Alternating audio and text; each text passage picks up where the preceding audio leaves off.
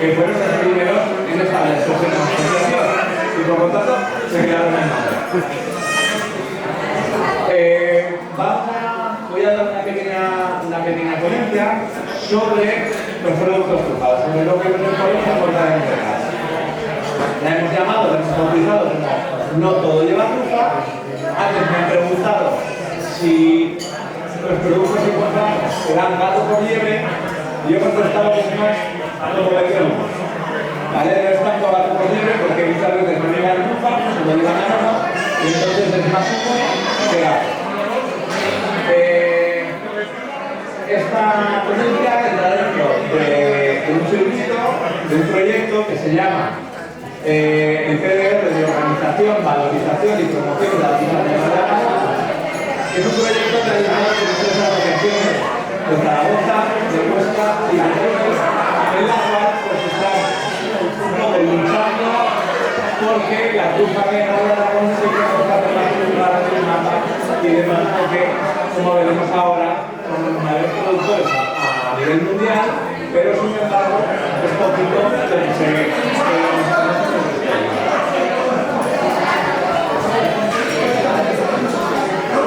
esta sería la asociación de jóvenes cultivadores de Teruel, de Zaragoza, y la asociación de recolectores y cultivadores de España de Aragón, que la asociación de bueno, la trufa negra, pertenece a un género trufa, que hay más de 200 especies en el mundo, ¿vale? Que podemos encontrar.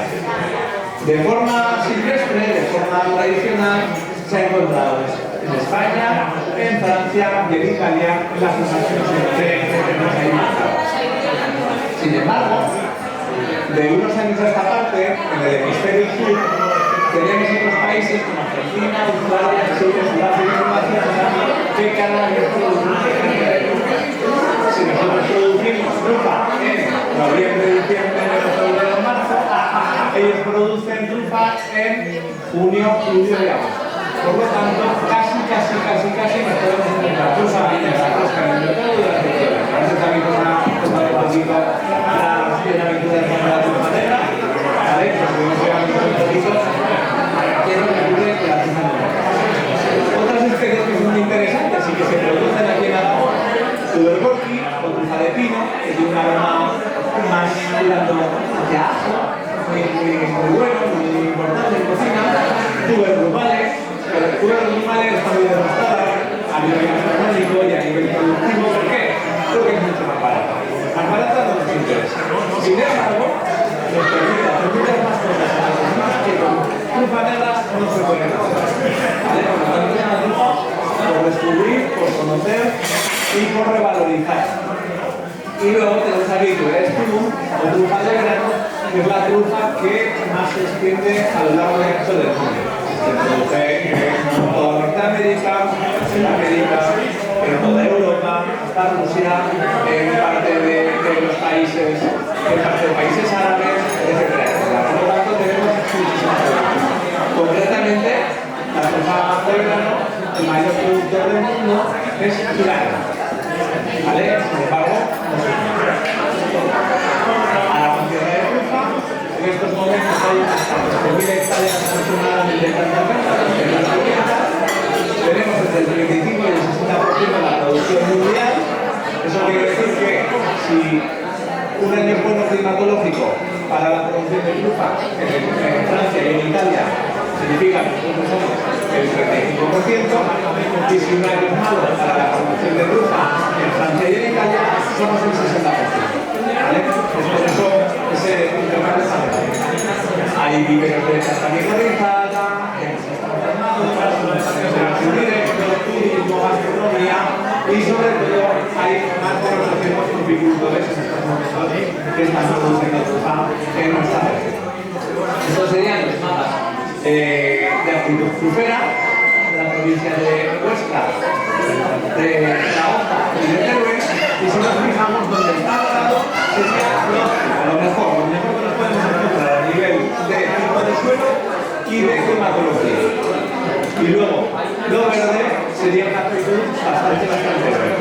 No quiere decir que en las zonas amarillas no se pueda cultivar que de hecho en muchos casos se cultiva incluso con buenas producciones. Pero ¿qué es una trufa? Una trufa es una seta, es un hongo. A diferencia del resto de setas, se desarrolla debajo de la tierra. Es un hongo hipogeo que está unido a la raíz de un árbol con un micelio formando una micorriza que os la he explicado debajo previamente, ¿no? Que es una estructura entre el hongo y el árbol, es decir, es como si el hongo infectase el árbol, en la cual se intercambian nutrientes. Por ejemplo, el árbol hace la fotosíntesis por la trufa, le da carbono, y la trufa le da a su vez al árbol pues, más cantidad de agua, le favorece de manera que cualquier simbiosis y todos están contentos. Y luego, lo más importante de todo es que la trufa produce aroma, ¿vale? Que es por lo que se diferencia del resto de setas. ¿Por qué produce aroma? Venga. Ese es mi público preferido. Va. Una idea por allá. Porque necesita ser encontrada. ¿Vale? Cuando se desarrolla bajo la tierra, la trufa necesita ser encontrada. ¿Qué quiere decir? La trufa va madurando hasta que la espora está madura. Que la espora está madura no significa que esté apta para comer, sino que está apta para germinar. Está apta para infestar otros árboles. De manera que cuando la espora está madura, empieza a producir aroma para llamar a todos los animales que hay alrededor y que se la coman. Hablaría mal, pero después que la defequen, ¿vale? En otros puntos del monte y así puedan colonizar de los peces y de esa manera perpetúe la especie. ¿Vale? Por eso produce aroma, no porque nos hagan las cosas nosotros, que eso no lo hacemos nosotros, no lo hacemos sus propias supervivencias. ¿Vale?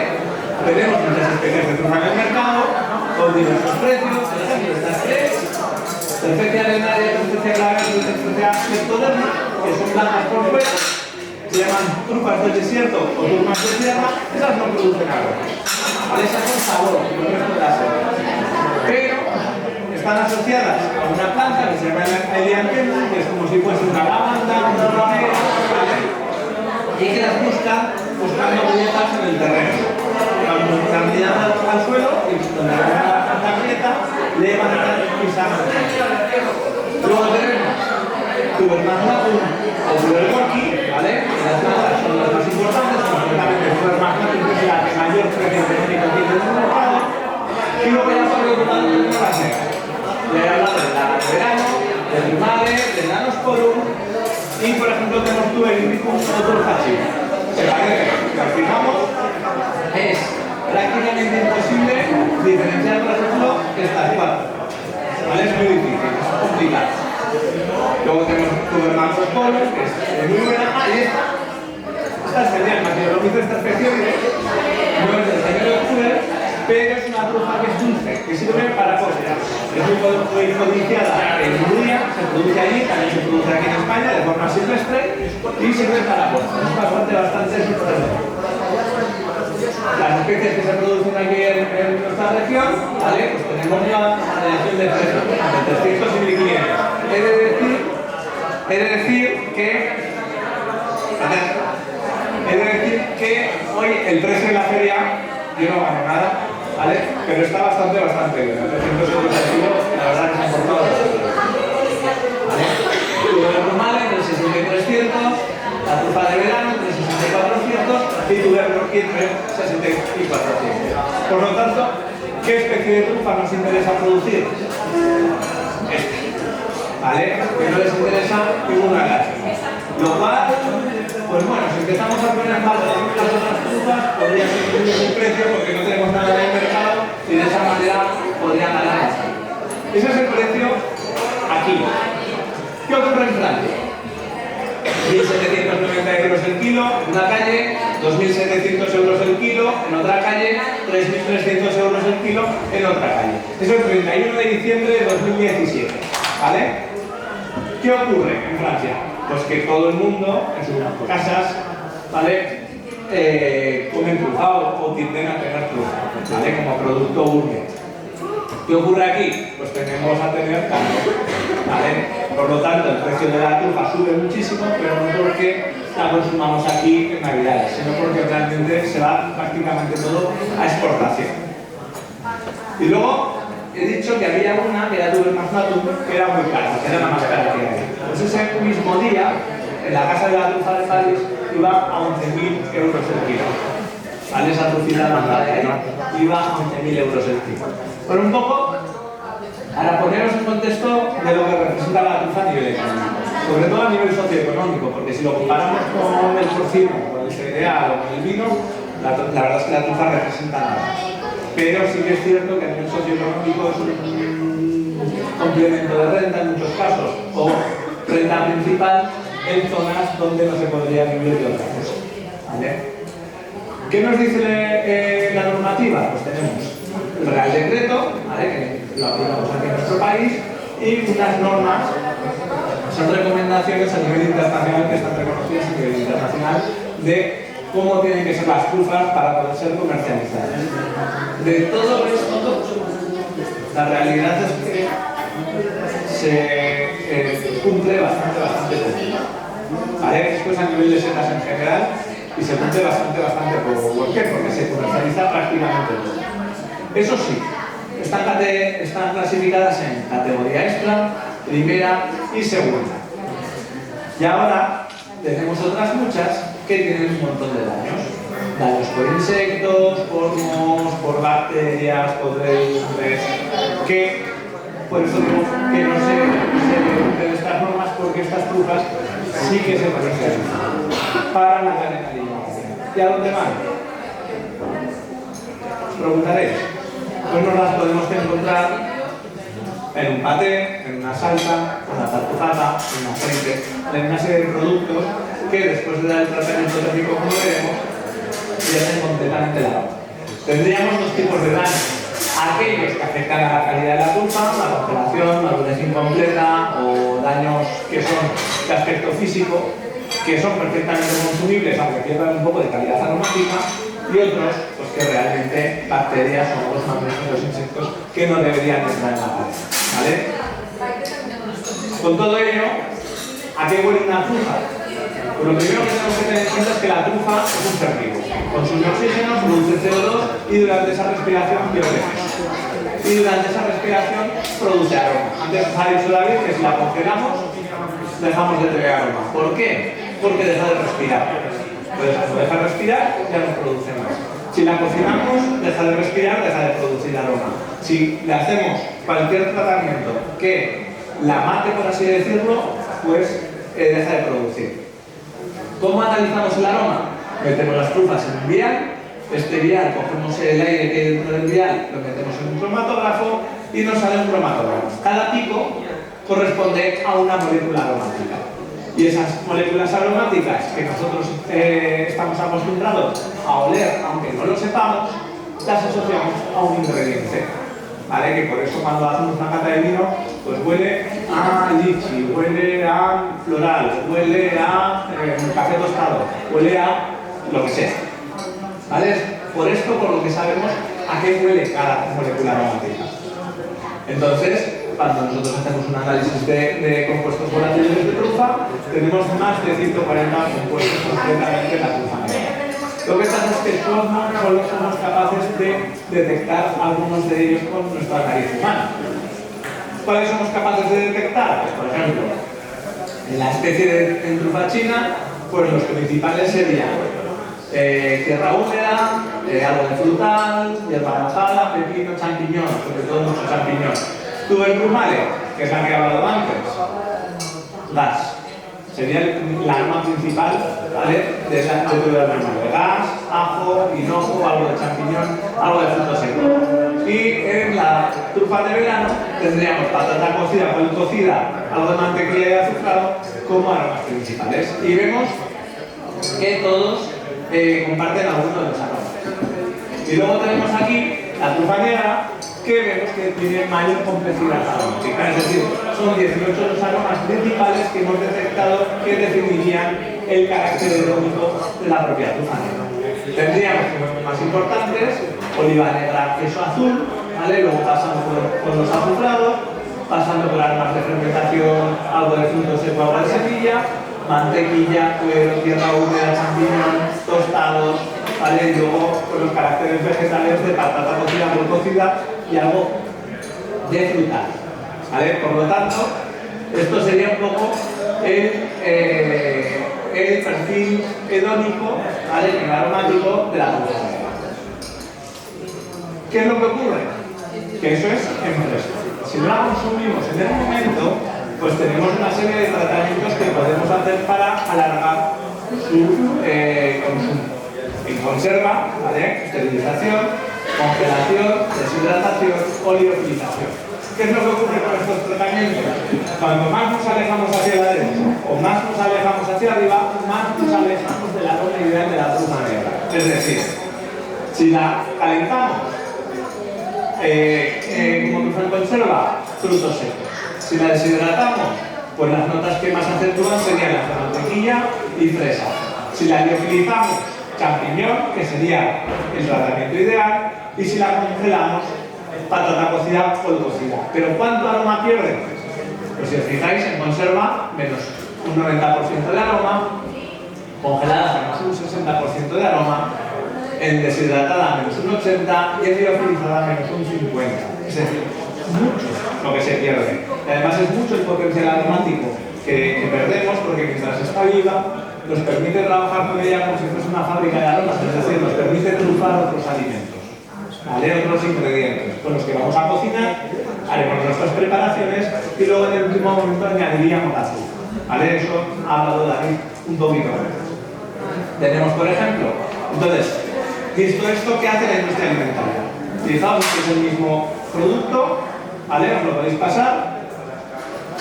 La industria alimentaria hace lo siguiente: presenta productos, ¿vale?, que tienen la denominación de trufa negra y luego vamos a ver qué es lo que ponen, qué es lo que contienen realmente.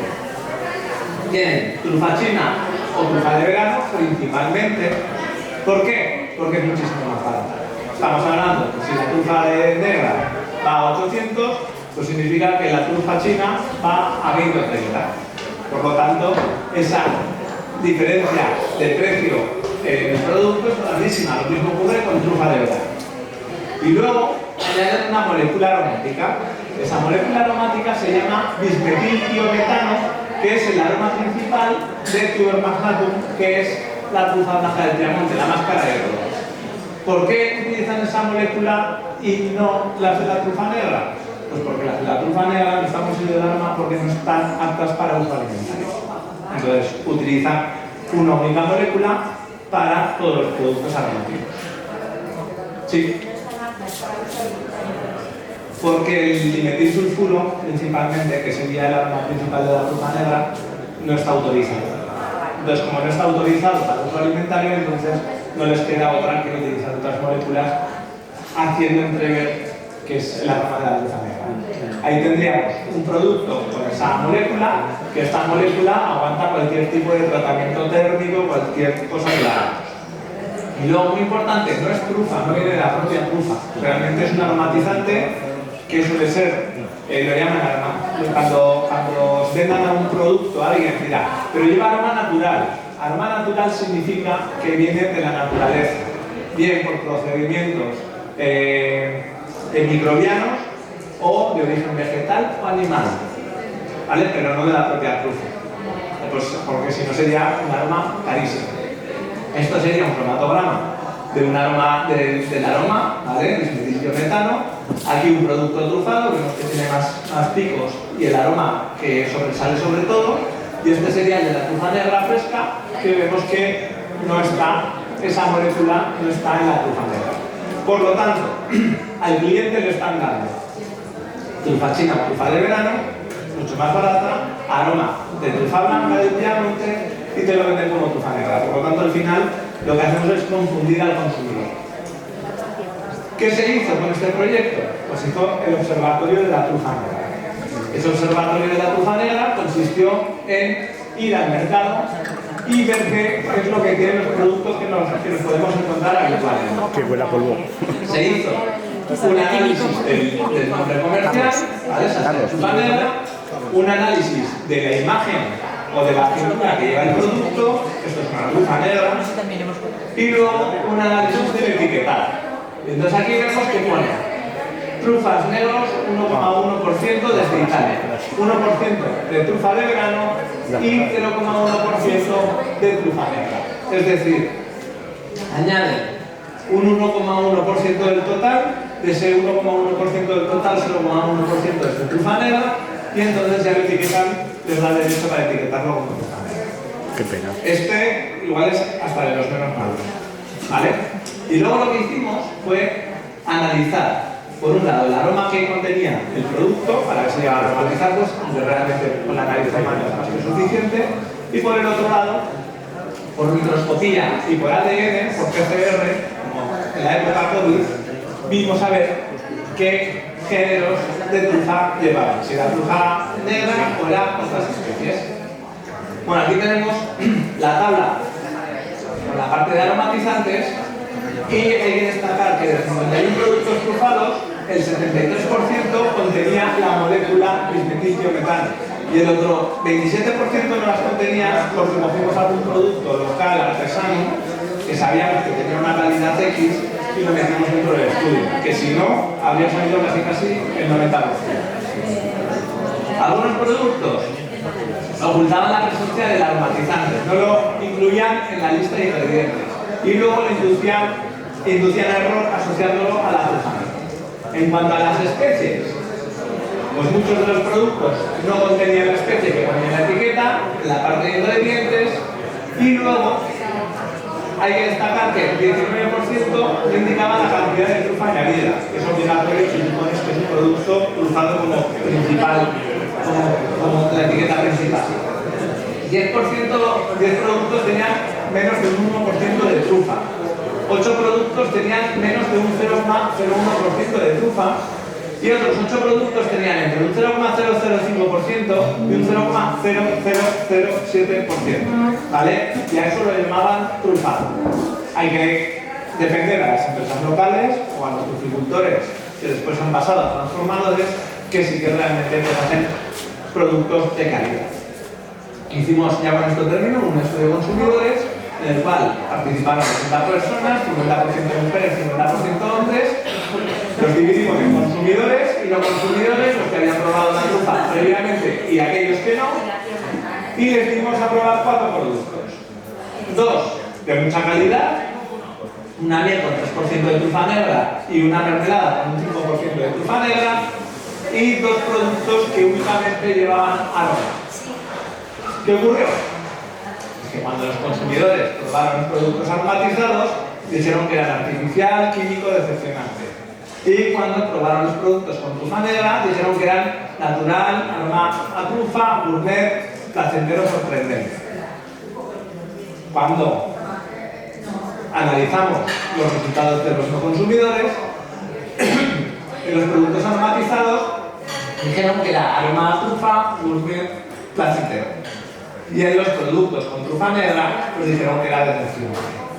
Por lo tanto, nos queda muchísimo trabajo por hacer, ¿vale? Para intentar hacer llegar a toda la población de lo que realmente están consumiendo en los productos trufados y cuando realmente tienen una trufa negra. Hasta aquí mi presentación. Muchísimas gracias. Que habéis aguantado la presentación. Y estos son mis compañeros de cita. Aparte está Eva y Chela, que están en Raus, ¿vale? Que después hacemos el equipo de la trufa negra de aquí de Aragón. Si las separamos y decíamos una especie, El problema está